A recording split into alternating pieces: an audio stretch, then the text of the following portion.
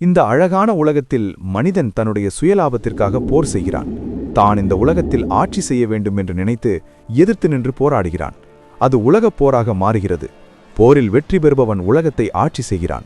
ஆதிகாலத்திலிருந்து இந்த அழகிய உலகத்தில் பல்வேறு நிகழ்வுகள், அழகான அரோரா வான நிகழ்ச்சி மற்றும் இயற்கையின் இனிய அழகிய காட்சிகள். மனிதன் மட்டும் ஏன் போரில் செலவிடுகிறார்? வணக்கம் நண்பர்களே. மத்திய கிழக்கு நாடுகள் தற்போது ஒரு மிகப்பெரிய போரின் விளிம்பில் நிற்கிறது. இன்று பிப்ரவரி 28, 2026. உலகம் அதிர்ச்சி அடையும் வகையில் அமெரிக்காவும் இஸ்ரேலும் இணைந்து ஈரான் மீது ஒரு மிகப்பெரிய தாக்குதலை தொடங்கியுள்ளன. ஆபரேஷன் எபிக் ஃபியூரி என்று பெயரிடப்பட்டுள்ள இந்த தாக்குதலால் டெஹ்ரான் உள்ளிட்ட முக்கிய நகரங்கள் அதிர்ந்து போயுள்ளன. இதற்கு பதிலடியாக ஈரானும் ஏவுகணைகளை வீசி வருகிறது. உண்மையில் என்ன நடக்கிறது? போர் ஏன் வெடித்தது? விரிவாக பார்ப்போம்.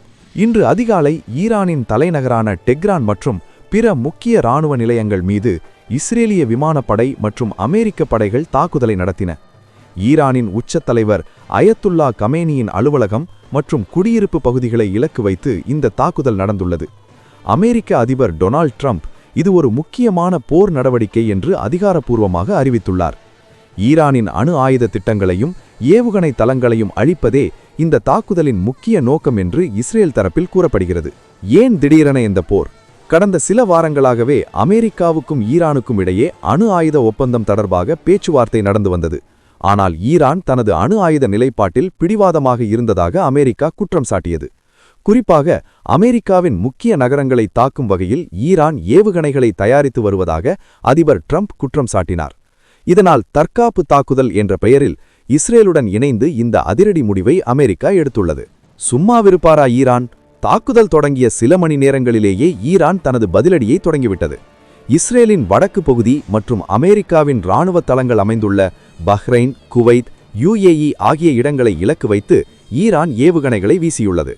ஈரான் வெளியுறவுத்துறை, நாங்கள் பேச்சுவார்த்தைக்கு தயாராக இருந்தோம், ஆனால் இப்போது நாட்டை பாதுகாக்க எதையும் செய்வோம் என்று எச்சரித்துள்ளது. இதற்கிடையே வளைகுடா நாடுகள் அனைத்தும் தங்களது வான்வழியை மூடிவிட்டன. ஏர் இந்தியா உள்ளிட்ட பல விமானங்கள் ரத்து செய்யப்பட்டுள்ளன. இந்த போர் உலக பொருளாதாரத்தை நிலைகுலைக்கச் செய்யும் என அஞ்சப்படுகிறது. கச்சா எண்ணெய் விலை ராக்கெட் வேகத்தில் உயர வாய்ப்புள்ளது. இந்த சூழலில் இந்தியாவின் நிலைப்பாடு மிக முக்கியமானது. சமீபத்தில்தான் இந்திய பிரதமர் நரேந்திர மோடி இஸ்ரேலுக்கு பயணம் மேற்கொண்டு தனது ஆதரவை தெரிவித்திருந்தார். தற்போது ஈரானில் இருக்கும் இந்தியர்களை பாதுகாப்பாக இருக்க இந்திய தூதரகம் அறிவுறுத்தியுள்ளது. மத்திய கிழக்கில் பற்றியெரியும் இந்த நெருப்பு ஒரு முழுமையான உலகப் போராக மாறுமா அல்லது பேச்சுவார்த்தை மூலம் தணியுமா என்பது அடுத்த சில நாட்களில் தெரிந்துவிடும். இந்த போர் பற்றி உங்கள் கருத்து என்ன? அமெரிக்கா மற்றும் இஸ்ரேலின் இந்த அதிரடி நடவடிக்கை சரியா? கமெண்டில் சொல்லுங்கள். இது போன்ற உடனுக்குடன் செய்திகளை தெரிந்து கொள்ள நம்ம சேனலை சப்ஸ்கிரைப் பண்ணிக்கோங்க. நன்றி.